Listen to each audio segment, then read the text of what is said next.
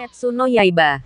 Chapter 98. Cerita berlanjut ketika Akaza dipanggil ke benteng dimensi tanpa batas oleh Muzan.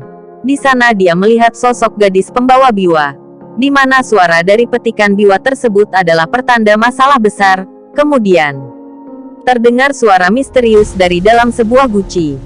Yo, wah, Akaza sama. Sesosok iblis pun muncul dari dalam guci, lalu berkata, Ya ampun, kau terlihat murung. Bagaimana kabarmu setelah 90 tahun? ternyata itu adalah iblis bulan atas kelima, yang bernama Gyoko.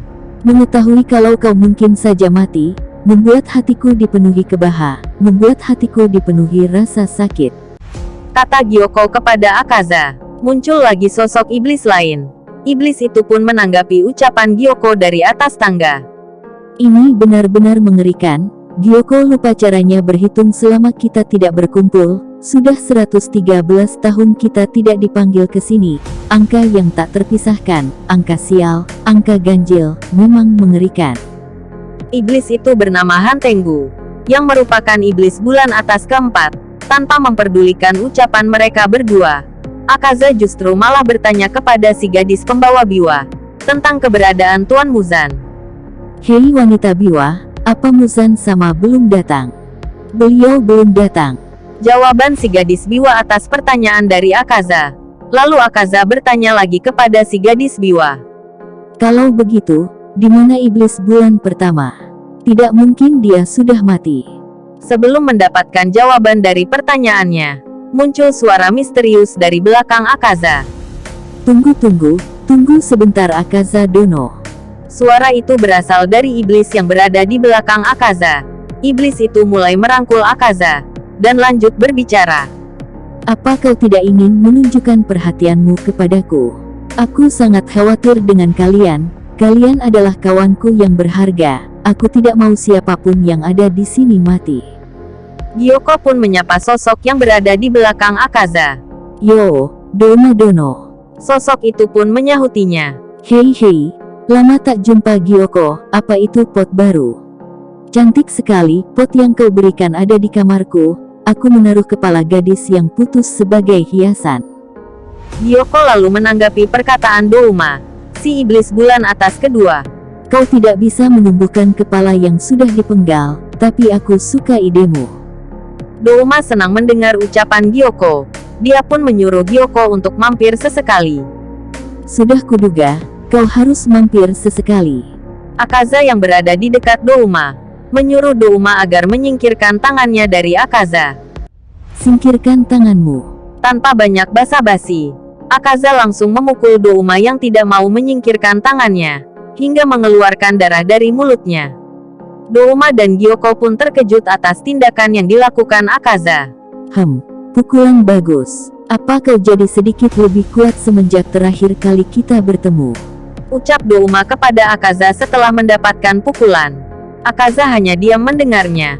Lalu disusul ucapan gadis biwa yang akan menjawab pertanyaan dari Akaza sebelumnya. Iblis bulan atas pertama sampai ke sini paling awal. Dia ada di sini sejak tadi. Akaza terkejut mendengarnya. Karena sedari tadi, dia tidak merasakan hawa keberadaan dari iblis bulan pertama. Aku di sini. Ucap sang iblis bulan pertama yang bernama Kokushibou. Dan dia pun menambahkan perkataannya. Muzan sama, sudah datang. Semua pun dikejutkan dengan kedatangan Muzan, yang secara tiba-tiba berada di langit-langit sambil berdiri. Gyotaro sudah mati, jumlah iblis bulan atas berkurang. Ucap Muzan kepada mereka semua, sambil seperti sedang meramu-ramuan. Oh, jadi begitu, ya. Saya sangat minta maaf, soalnya sayalah yang memperkenalkan Gyotaro ke sini. Bagaimana cara saya minta maaf? Apa Anda akan mencungkil mata saya? Atau Anda akan? Ucap Douma kepada Muzan dengan wajah cerianya. Setelah mendengar pernyataan Muzan tadi, dan Muzan pun langsung menanggapi ucapan tersebut. Aku tidak butuh matamu. Aku sudah menduga Gyotaro akan kalah. Sudah kuduga Daki pasti akan menghambat dia. Gyotaro sudah pasti akan menang kalau dia bertarung sendirian. Dia bisa meracuni mereka sejak awal, agar mereka tidak bisa bertarung lama. Yah, itu tidak penting lagi, tidak berguna. dia masih memiliki banyak sisi manusia dalam dirinya, makanya dia kalah. Tapi itu tidak masalah, aku sama sekali tidak mengharapkan apapun dari kalian semua. Douma kembali menanggapi ucapan Muzan. Oh, Anda membicarakan hal menyedihkan lagi, apa saya pernah tidak memenuhi harapan Anda? Dan Muzan pun meresponnya dengan berkata, Keluarga Obayashiki belum punah, dan bagaimana dengan lili si laba-laba biru? Kenapa kita masih belum bisa menemukannya setelah ratusan tahun berlalu? Aku tidak tahu lagi untuk apa kalian ada. Sontak perkataan Muzan membuat para iblis bulan atas terpukul. Tolong maafkan kami. Tolong. Ucapan permohonan maaf Han Tenggu kepada Muzan sambil bersujud. Akaza pun hanya bisa menundukkan kepala.